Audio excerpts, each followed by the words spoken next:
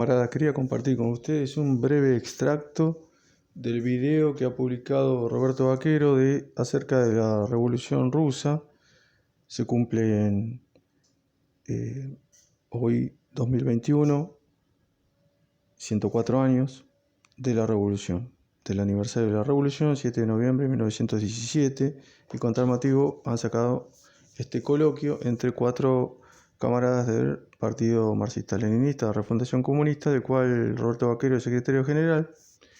Me interesó particularmente la intervención, minuto 22, del señor Fernando, dirigente del Partido Marxista-Leninista de Refundación Comunista. Escuchémoslo y bueno, luego viene la crítica. Vale. Bueno, soy Fernando, ¿cómo estás? Hola a todos, ¿qué tal? Hola, Fer. A ver, a mí me gustaría hablar un poquito del tema de la unidad sin más y demás, que creo que entronca directamente con todo el tema de los bolcheviques y los mencheviques y este clásico tópico de siempre de que el problema de la izquierda o de los comunistas o los revolucionarios es que no existe una suficiente unidad. También, como no voy a estar luego al final cuando saquéis las conclusiones, si os parece bien, voy a hablar un poquito de la herencia de lo que supuso la experiencia de la Revolución de Octubre para el PML en este aspecto concreto y así cierro mi propio círculo.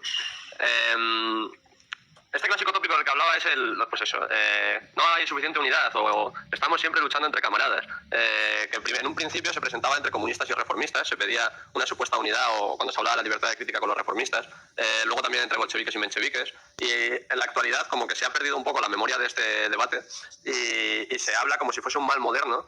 No, es que hay 20.000 partidos y organizaciones comunistas, pero es que si nos uniéramos realmente tendríamos una capacidad de acción, bueno, brutal. Pero claro, es que esta misma gente luego cuando quieren crear procesos de unidad es como hace unos años, no sé si os acordáis vosotros, cuando se juntaron varios partidos comunistas de aquí de España para pedir el voto para el PSOE y UP, porque es que Vox estaba muy fuerte. A nosotros nos suelen atacar mucho, igual que se hacía entonces a los bolcheviques, se nos acusa mucho de dogmatismo.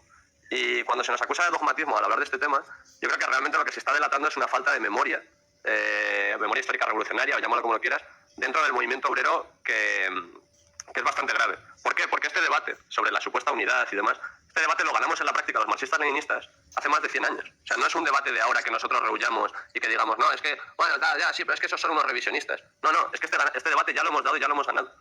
Cuando en 1902 Lenin publica El quehacer, da una serie de pinceladas sobre el tema, que ya lo ha mencionado antes Roberto y seguirán tratándolo también.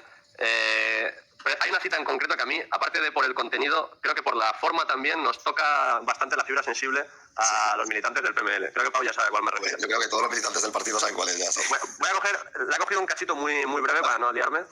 Marchamos en grupo compacto, asidos con fuerza de las manos, por un camino abrupto e intrincado. Estamos rodeados de enemigos por todas partes y tenemos que marchar casi siempre bajo su fuego. Nos hemos unido en virtud de una decisión adoptada con toda libertad, precisamente para luchar contra los enemigos y no caer, dando un traspiés en la contigua charca, cuyos moradores nos reprochan desde el primer momento el habernos separado en un grupo independiente y haber elegido el camino de la lucha y no el de la conciliación.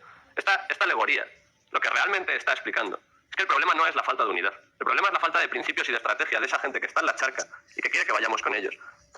No quiero enrollarme, saltarme el tema en la línea cronológica, irme a los puntos de acceso de la Internacional Comunista que se establecieron en 1920, que por cierto precedieron a los mayores éxitos del socialismo en la historia de la humanidad, pero es que nos están pidiendo la unidad, igual que se pedían aquel entonces con los reformistas, con gente que ya no es solo que esté destinada a fracasar porque su estrategia es inútil, o porque su estrategia está contrastada no solo en la teoría, sino también en la práctica, que conduce al fracaso, sino directamente con traidores. O sea, ¿qué alianza puedes tener con los mencheviques cuando los mencheviques fueron cómplices directos de los fusilamientos en 1917 a los obreros que estaban en las calles? ¿Qué alianza puedes tener hoy en día con los partidos comunistas o con... Bueno, justamente ese es el problema. El problema es tu ignorancia, Fernando. El problema es tratar de hacer un balance teórico cuando una persona no está capacitado. Es decir, que camaradas asuman tareas para las cuales no tienen las capacidades intelectuales necesarias. Lenin, para tu información y para el otro Pau Botella que festejaba esa cita de Lenin en la cual explicaba la necesidad de la ruptura y de la decisión en algún momento, lo que no comprenden ambos es que Lenin estuvo con esos traidores a los cuales haces referencia, a los mencheviques, formando la misma organización.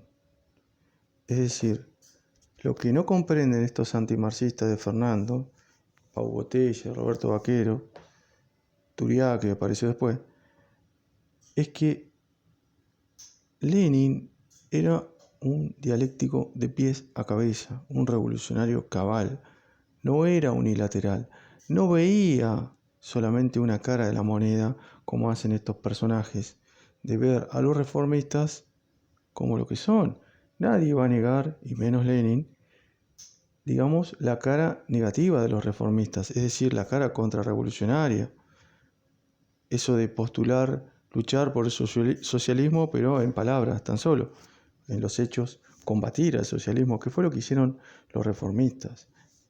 Un dialéctico como Lenin jamás iba a negar la naturaleza contrarrevolucionaria de los reformistas. Sin embargo, la cosa no se queda ahí, no es tan simple, si no cualquiera sería un teórico.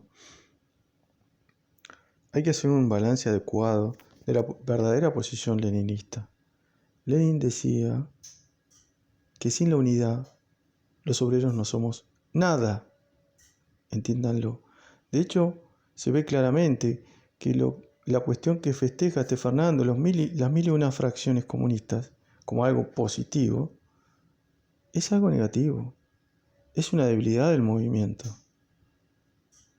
El tema es así, señor Fernando.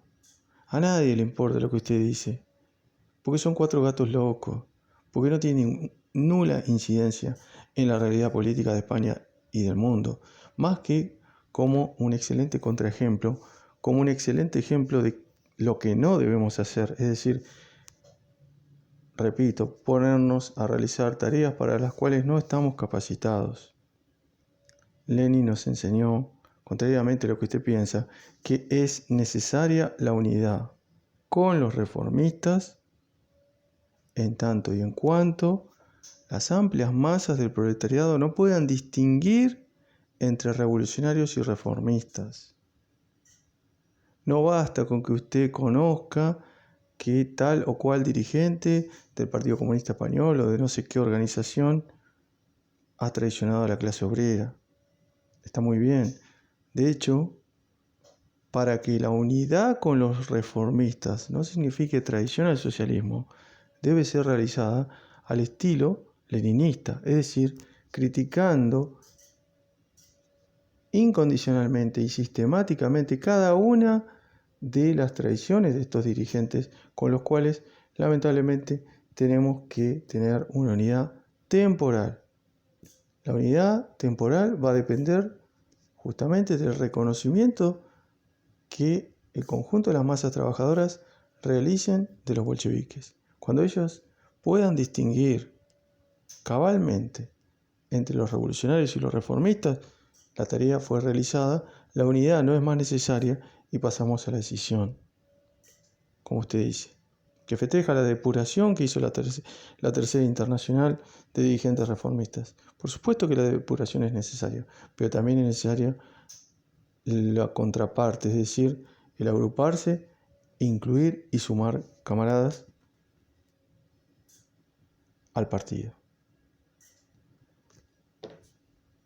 Camaradas, hagamos un balance histórico correcto, pongamos a quienes están capacitados para realizar una tarea teórica a realizarla y no sigamos de ejemplo a estos payasos como Fernando y los otros dirigentes de este grupúsculo izquierdista antimarxista como ejemplos. Viva la Revolución de Octubre, venceremos, camaradas.